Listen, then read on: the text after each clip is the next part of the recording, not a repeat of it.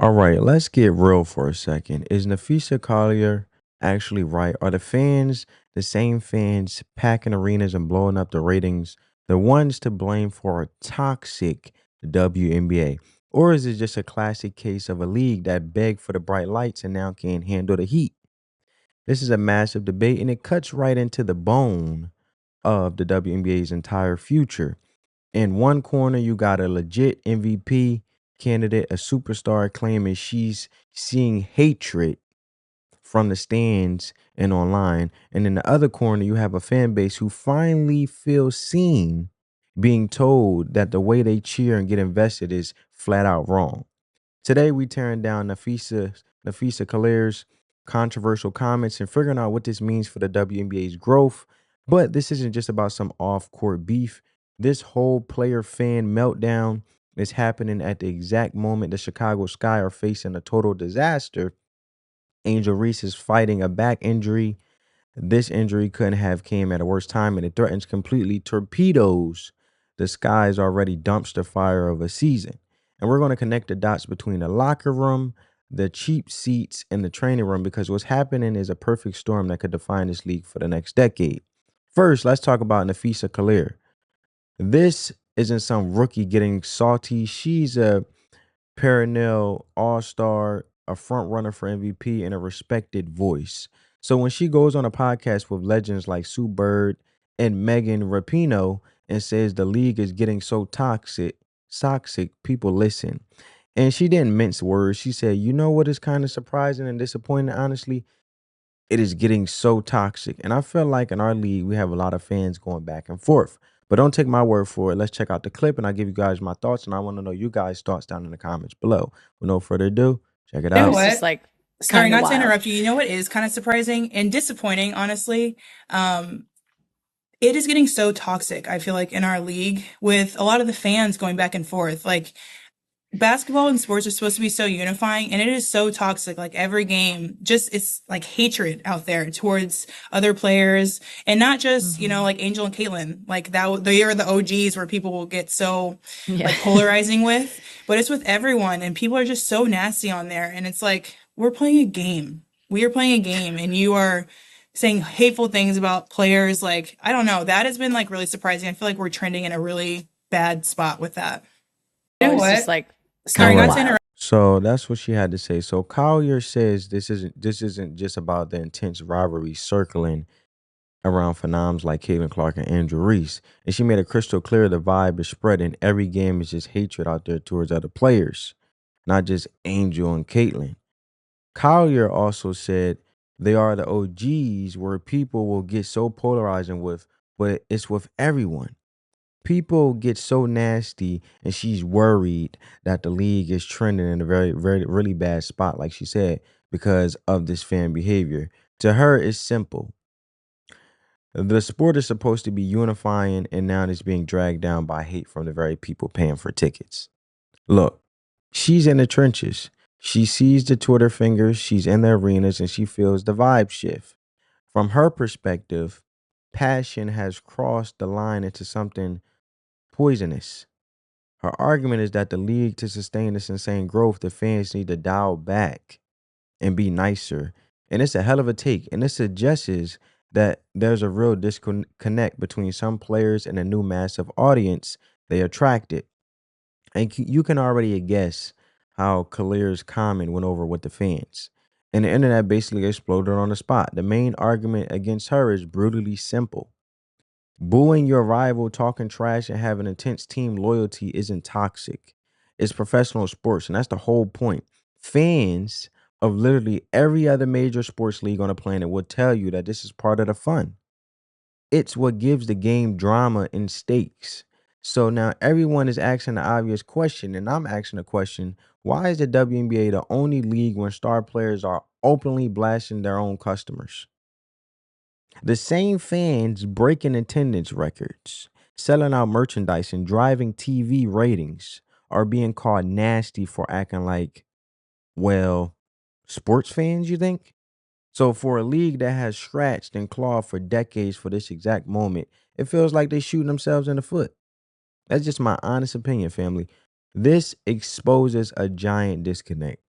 The WNBA front office is clearly loving the money and the eyeballs, but it feels like some veteran players are not on board with the culture that comes with it. And this spirals into a bigger debate. Is the problem really the fans? Or is it a massive failure by the league to provide media training for players who are now on the world's biggest stage?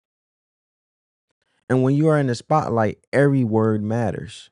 Some would argue that publicly attacking your audience, no matter how pure your intentions, is a terrible business strategy. So who needs to adjust, the players or the fans? And this is where I need you to jump in. And let's be honest.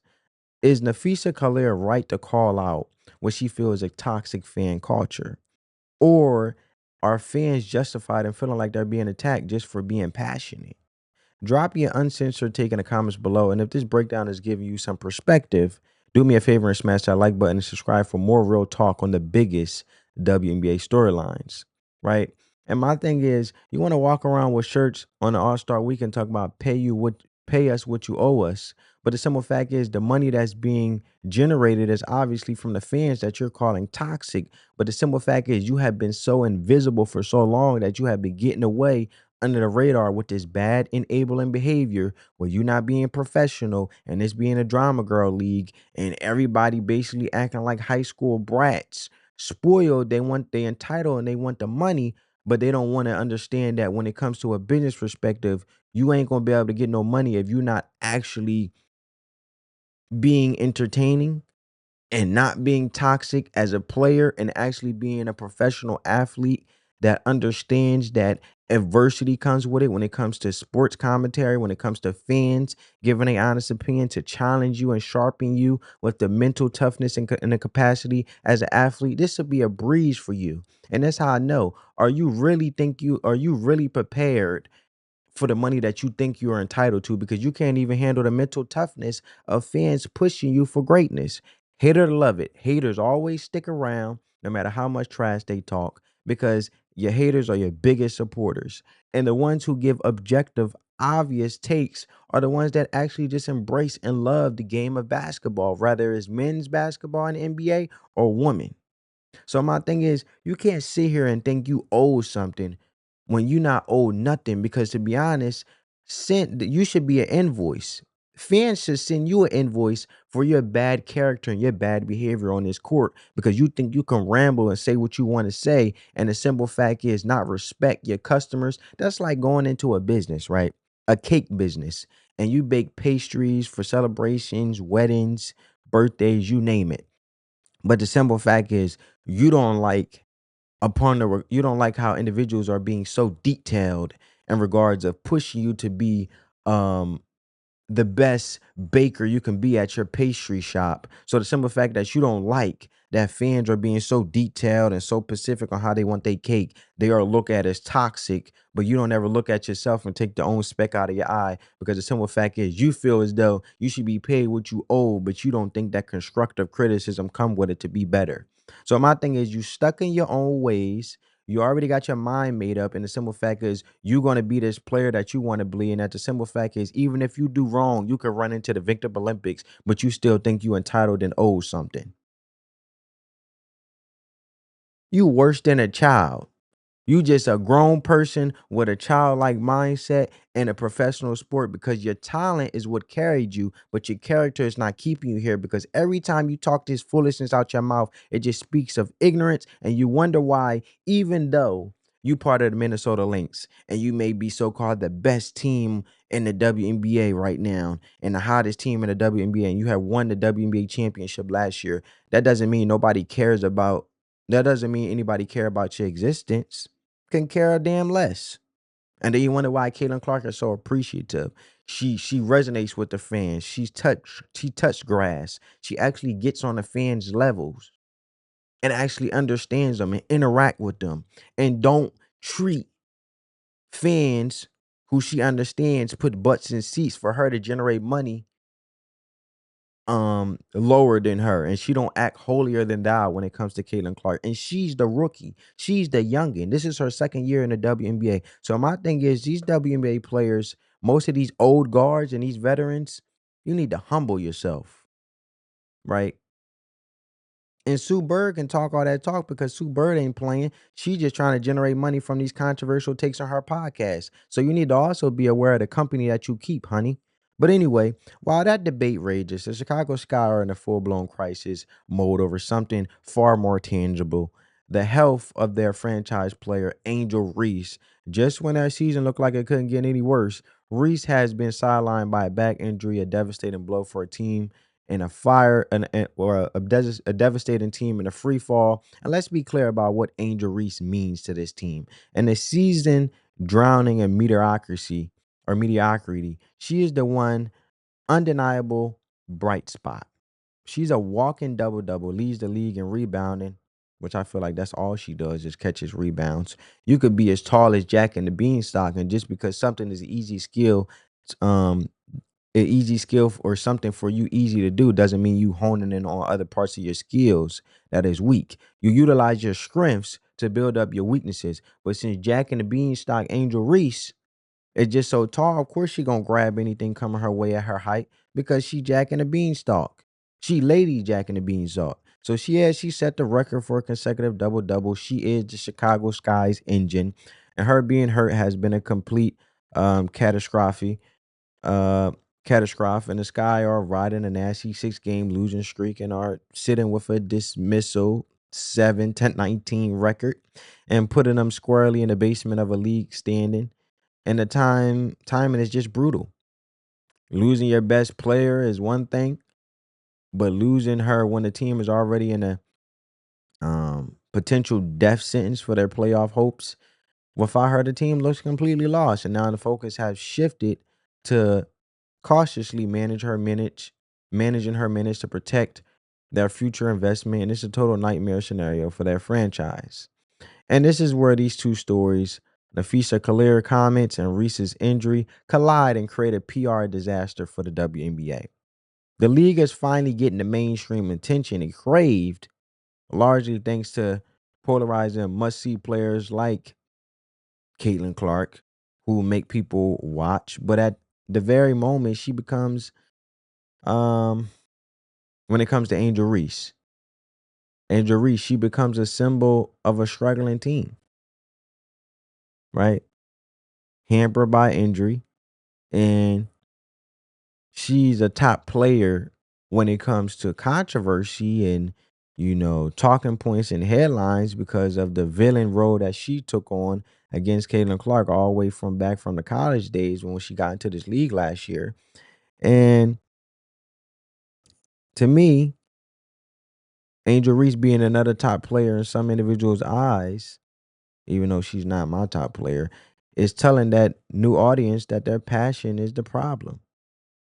If you collide both stories, Nafisa Collier commentary and Reese's injury, because think about the mixed message that it sends. New fans drawn in by the Fury injury energy of a player like Reese are being told their energy is toxic. And at the same time, the actual on-court product for a huge market team like Chicago is getting worse. And it paints a picture of a league that's in chaos to me. And the player fans argument creates alienation, while the injury to a superstar makes the games themselves less compelling. It's like trying to fight a war on two fronts, and both of them are against your own momentum. And this whole situation exposes a massive identity crisis. Does the WNBA want to be a major sports league that embraces the loud, messy, tribal passion of a giant fan base, or does it want to maintain a more sanitized, controlled environment, even if it means alienating the very people who can launch it into the stratosphere? Reese's injury just pours gasoline on the fire because it takes a key attraction off the court, at least 100%, and puts a struggling team in a even more pathetic position. And this blend of off-court drama and on-court disaster is a toxic cocktail that could spoil the WNBA's biggest party just as it was getting started. Because not only has Nafisa Collier been toxic, Angel Reese been toxic. That's why I brought her up, even though she's injured, but that still doesn't absolve her from her ignorance and the things that she have done instead of focusing on the game model and taking some advice or actually looking at how Keelan Clark conducts herself and looking at that model, but they so entitled that they just think they could do what they want to do when they want to do it. That's why I brought Angel Reese into this conversation. So, like I said, this is the crossroads the WNBA is at. They had a lot of crossroads between the refs, between the unprofessionalism and the media training that's needed, between fans being ejected and not being appreciated, and basically their customers, aka consumers, are being bashed and basically look like as trash, and basically looking at as pawns to say, look, you could give us your money, but we don't care if you ain't gotta say nothing that we don't want to hear. And that's not right. So on one side, you have Nafisa Collier and other players who feel their fan environment has become genuinely hateful and is demanding their well-being, and they're drawing a line and demanding a different kind of respect from their audience, which, if anything, I believe you should be respecting your audience. On the other side, you have the Chicago Sky, a team whose season is being completely crippled by injury to their most important player, Angel Reese, as they plummet down the standings. The team's on court failure is a stark reminder of how fragile a season is and how much this league needs its stars healthy and on the court. And these two events, though separate, are now knotted together in a complicated narrative about the state of the WNBA. Because the league finally has the spotlight it always dreamed of, supposedly they dreamed of, but it seems completely unprepared for everything that comes with it. And the good, the bad, and the ugly, the question the league, its players, and its fans have to face is this. Is the WNBA about to squander the greatest opportunity in its history by fighting the wrong war? Is this is the real threat to its future the passion of its new fans, or is it an eternal failure to adapt to the massive, unforgiving world of major league sports they finally broken into? And the answer will determine if this is the dawn of a golden age or just the beginning of the end of the hype. All right, family. So let me know you guys' thoughts on that. No, family. I'll catch you in the next one. Peace.